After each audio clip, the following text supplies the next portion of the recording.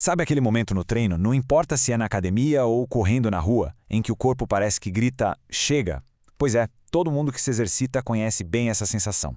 Mas o que será que está acontecendo lá dentro, na química dos nossos músculos quando eles chegam nesse limite? Um estudo bem recente, publicado na Frontiers in Physiology, decidiu mergulhar de cabeça nesse mistério, e os achados são fascinantes. Essa sensação de bater na parede é um clássico. A força simplesmente some, o músculo começa a queimar e parece que é impossível fazer mais uma repetição. A grande questão é, isso é só a cabeça pedindo para parar? Um cansaço mental? Ou será que existe um verdadeiro congestionamento químico acontecendo ali dentro do músculo? É exatamente aí, nesses detalhes microscópicos, que a gente encontra a resposta. Então, para a gente entender o que está rolando, vamos tratar esse assunto como uma verdadeira investigação. A gente vai seguir as pistas e analisar as evidências para descobrir o verdadeiro culpado pela falha dos músculos quando a gente leva eles ao máximo. E olha, essa é uma discussão antiga na ciência do esporte. A fadiga começa lá em cima, no centro de comando, que é o cérebro, ou o problema está na linha de frente, lá nos próprios músculos que estão fazendo o trabalho pesado? É uma pergunta que vale ouro. Nessa nossa investigação, a gente tem dois suspeitos principais na mira.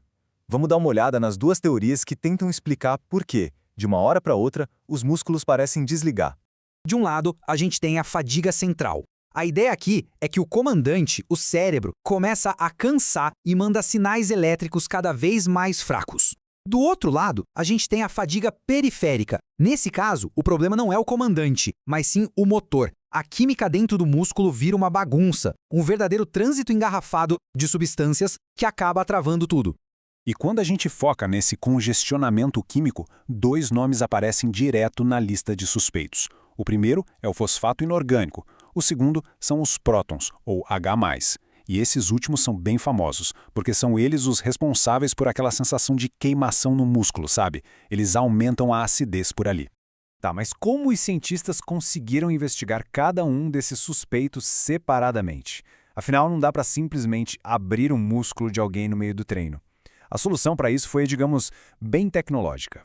Eles criaram um modelo de computador super detalhado, uma espécie de gêmeo digital de um músculo de verdade.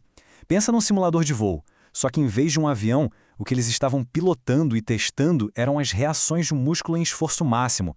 Uma baita sacada. E esse modelo é um negócio de outro mundo. Ele simula tudo nos mínimos detalhes, desde a força geral que o músculo produz até o funcionamento dos motorzinhos moleculares, que são as pontes cruzadas de actina e miosina. E o mais importante, como cada reação química afeta o trabalho desses motorzinhos. Com esse músculo digital em mãos, a primeira parte da investigação foi checar o principal suspeito, o cérebro. Será que a culpa era mesmo da tal fadiga central? A pergunta que os pesquisadores fizeram foi bem direta. Ok, e se o sinal que o cérebro manda para o músculo nunca enfraquecesse? Se ele ficasse no máximo o tempo todo, será que, nesse cenário perfeito, o músculo não cansaria? E aqui a gente vê o teste na prática. A linha preta mostra o que acontece na vida real. Conforme o exercício avança, o sinal elétrico do cérebro vai diminuindo. Já a linha azul é o cenário ideal, a simulação em que o cérebro manda o sinal máximo sem parar. E qual foi o resultado? Surpreendente. Manter o sinal do cérebro perfeito no talo recuperou só 13% da força que tinha sido perdida. Isso mesmo, uma recuperação bem pequena. Com isso, o veredito ficou claro. O cérebro foi inocentado como o principal causador da exaustão. Ele tem uma pequena parcela de culpa, sim, mas a maior parte do problema, o que realmente faz a gente parar, está acontecendo lá dentro, na química das fibras musculares. Bom, se o cérebro não é o grande vilão, a investigação agora se volta totalmente para dentro do músculo. É hora de colocar os verdadeiros culpados contra a parede.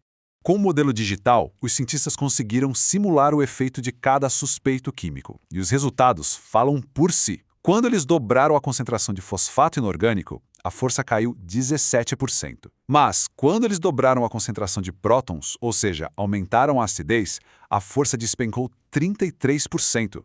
O estrago foi bem maior.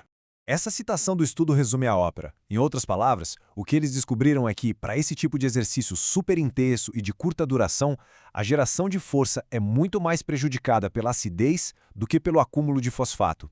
Mas como exatamente eles sabotam o músculo? Pensa assim, o fosfato inorgânico faz com que os motorzinhos que já estão gerando força se soltem mais rápido. Já os prótons da acidez são ainda piores. Eles dificultam que esses motorzinhos consigam se conectar para começar a gerar força. Um atrapalha o trabalho que já está sendo feito e o outro impede o trabalho de começar. Certo, tudo isso é muito interessante, mas como se aplica na vida real? Talvez a conclusão mais importante dessa investigação toda é que a causa da fadiga não é um padrão único.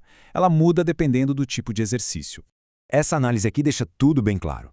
Em um exercício de explosão, um sprint máximo, o grande vilão é a acidez, são os prótons.